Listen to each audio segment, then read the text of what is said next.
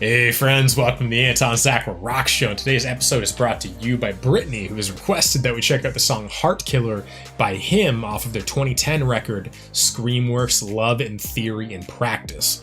And for anyone who does not know who him is, they were a Finnish gothic rock band formed in 1991 by vocalist Ville Valo.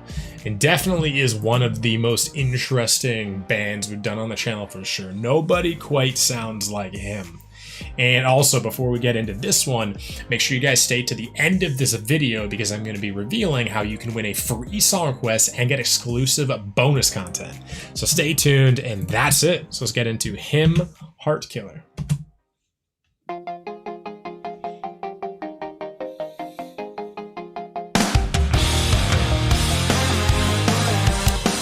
Different sound, but it still has that trademark melancholy melody.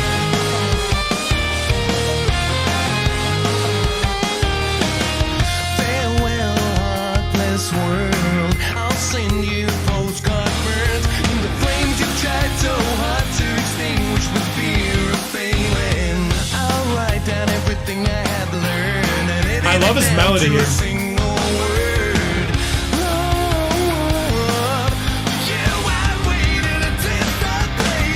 His voice is different a bit. Sparks will fly beneath the blue lights. Lazarus and Frankenstein. Babe, I'll be a flatliner for a Heartkiller. Little we die. I bought the best alive. For you, I'm open wide. Babe, I'll be a flatliner for a Heartkiller. Billy's voice is higher here. Did he stop smoking?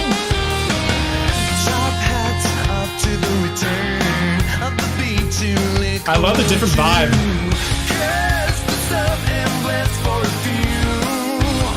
It doesn't have to make any sense at all.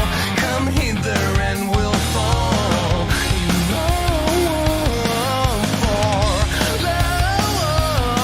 I'm crawling out of patience, baby. Sparks will fly beneath the lunar. So many layers.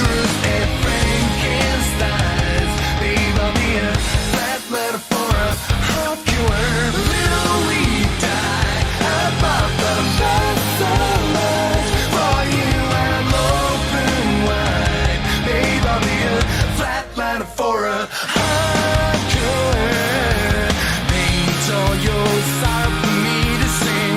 Heartkiller, draw your pain and hear me humming out. I love their songwriting, man. It's so dynamic.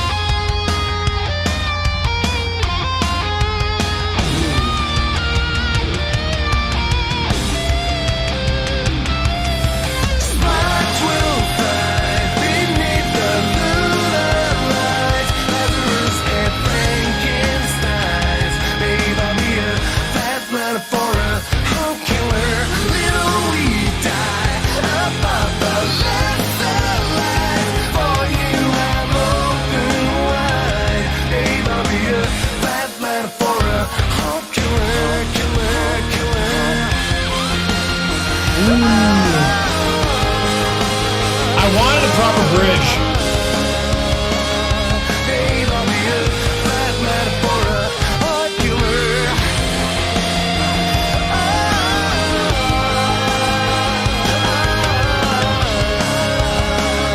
Babe, I'll be a flatliner for a Heartkiller. Wow. All right, ladies and gentlemen, that was him, Heartkiller. And that one was, like, obviously this is on a record 5 years after the last one, Dark Light, if I recall correctly on the name of that. And it shows this is very different, but it still retains all of the elements of him. This is just a very different evolution of their sound. And first of all, I forget how long the last two songs were. The last two songs, I think this one felt the most poppy in terms of song structure. I really liked the ending of this, how we had this like kind of like crescendo bridge, but it wasn't a bridge. because it was at the end of the song. It was kind of like an outro. And you guys know how much I love a good bridge, right? Like I love when songs go ebb and flow and go on journeys and take different dynamics. And like I said, this song, I think the songwriting was very interesting because the last two songs had phenomenal songwriting. This one does too, but in a different way. Like I said, this one's more poppy. This one's more repetitious. This one doesn't take as long with the extended guitar solo. This one doesn't take as long with a bridge. It's very quick, kind of go in, come out, go back into the chorus. You know what I mean? So I found overall this one a bit more repetitious, but within the repetition or within the things that were repeated, there's a lot of dynamics. Like if you pay attention to the drumming, fantastic drumming performance. You had three or four distinct drum parts that were repeated throughout the entire song. The chorus had, I think, 2 to 3 different drum parts. It kind of kicked into halftime at one point. It kept me on my toes. And then the thing is, like a lot of songs, they will have one drum part for the verse, one drum part for the chorus, and then the bridge is where they do something interesting. They really mix things up for the bridge, right? That's where they'll try a new drum track, a guitar solo, a different melodic vocal track or whatever.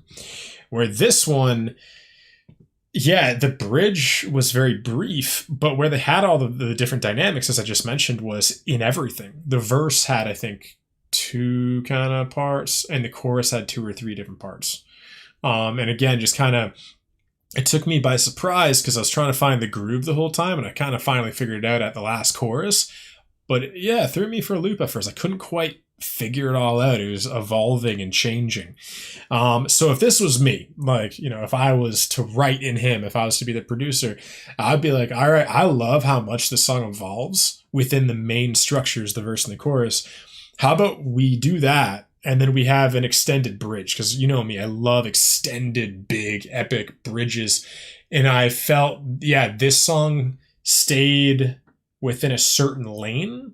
And I really like that lane. This song was very catchy. And Billy does a very different vocal performance than he's used to. A bit more higher tempo in this song, it felt like.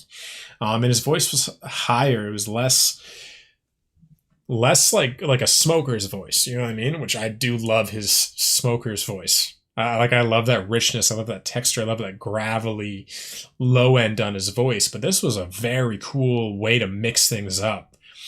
And also I like the electronic elements. Like, even though that didn't play as much after the intro, I just thought that was cool. Again, I almost saw the electronic elements as a way for them to tell the audience, we've evolved, we're changed, get ready for something different. Because immediately when you hear it, you go, whoa, this is different for him. I'm not used to this. And then it's still in the background, but it's not as prevalent as it was in the intro. So it's not like taking over the song and transforming the sound too much, but it's more as like a upfront way of saying, get ready for something just a little bit different. And in my mind, it was almost like get ready for something a bit poppier, a bit more, yeah, just really about that chorus, you know what I mean? Which is a very catchy chorus. I thought everyone in this band, I thought the guitar solo was great, but very short. I always love hymns melodies. And even in the intro, when they're doing the melody with the keyboards instead of the guitars, it was still that trademark hymn melody. It was very melodic. It was very melancholic. You know what I mean? Like, I love that they can always kind of send you on that melodic journey. But now let's get into it and break down the lyrics. All right, we're back with him, Heartkiller. So, farewell, heartless world. I'll send you a postcard burnt in the flames you've tried so hard to extinguish. Farewell, heartless world. I'll send you a postcard burnt to the flames you've tried so hard to extinguish. With the fear of failing, I'll write down everything I've learned and edit it down to a single word, love. For you, I'm waiting, anticipating. Wow. It's a big statement. What I get from this is he's given up the rat race. He's given up trying to conform. He's given up trying to fit in. He's given up trying to be like everybody else. And he said, all right, I'm finally at a point where I can let you go. I'm no longer living for your... It's almost like he's talking to like a parent or something. He's almost like, I'm no longer looking for your validation. I've found love in myself. And what I've learned about living in this world is there's a lack of love. And moving forward, I want to live in love. I want to love the people around me. I want to love myself. I want to love my life.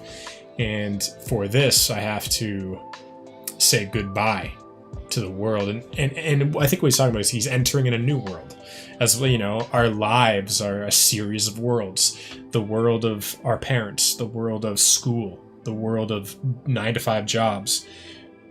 Like whatever it is, like we're always kind of going into entering and exiting worlds and going into these new spaces. And, you know, even like going on vacation, going to a new country, being around new friends, you can literally feel yourself leaving one world behind and entering a new world with different rules, with different emotions, with different feelings, with a different vibration. You know what I mean?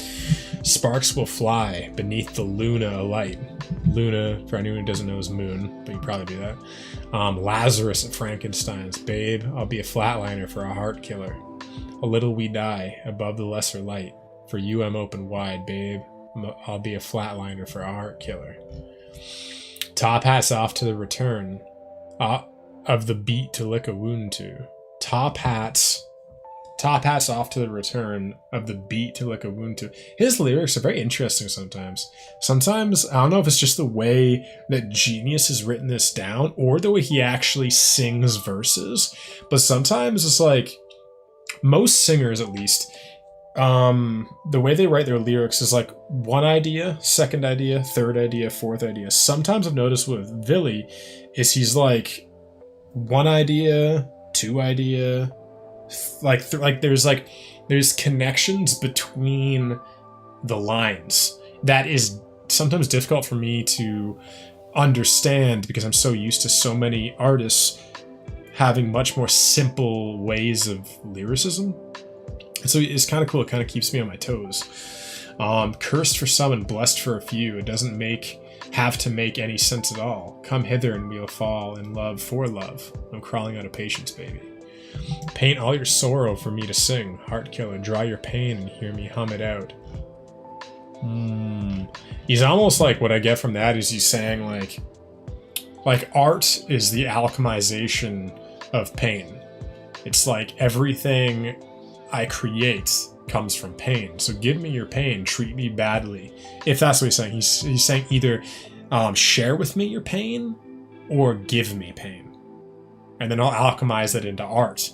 And this is who I am. In some sense, that's what a musician is. They live to alchemize their thoughts into something else, into a different form, into the form of music. And then it becomes magical because then it affects us in such profound emotional ways. I think anything that affects like us emotionally very deeply is almost like magic. Because most things just impact our minds. And then the things that can impact our bodies, our hearts, and our whole being, I'm like, that is some pretty potent stuff. You know what I mean? But this, ladies and gentlemen, was Hymn's Heartkiller. And overall, I think this is a very cool song. Very different sound. A bit stripped down, a bit simplified. I definitely prefer the more extravagant, evolving works of art as the last two songs we've done. But I did very much like the outro of this one. I thought the outro of this was very cool. Mixed things up quite a bit. But what were your thoughts? What is your favorite era of Hymn? Let me know down below. What are your top 3 favorite Hymn songs? Let me know. And now, ladies and gentlemen, for the big reveal. So, if you want to win a free song request, like this video, share this video with one person you think would enjoy it, comment who you shared it with, and leave a request in the comment. And remember that submissions need a minimum of 10 million views, and this is not the case with Patreon requests. So if you're interested in guaranteed song requests, full album reactions, and much more, join everyone in the Patreon, link in the description of this video. And while you're there, be sure to join our Discord community, where you can hang out with myself and everybody in the community and take part in all of our community events. So definitely jump in and join there. that's pretty much it. So thank you all for hanging out with me today. I really appreciate it. And if you resonated with anything I had to say in this video, definitely check out my podcast because I talk about this stuff all the time over there. And if you want to support me and the show, definitely subscribe, join the family, and share this video with one person like I mentioned to get that free song request. And that's it. So I'll see all of you in the next episode. I love you. Bye.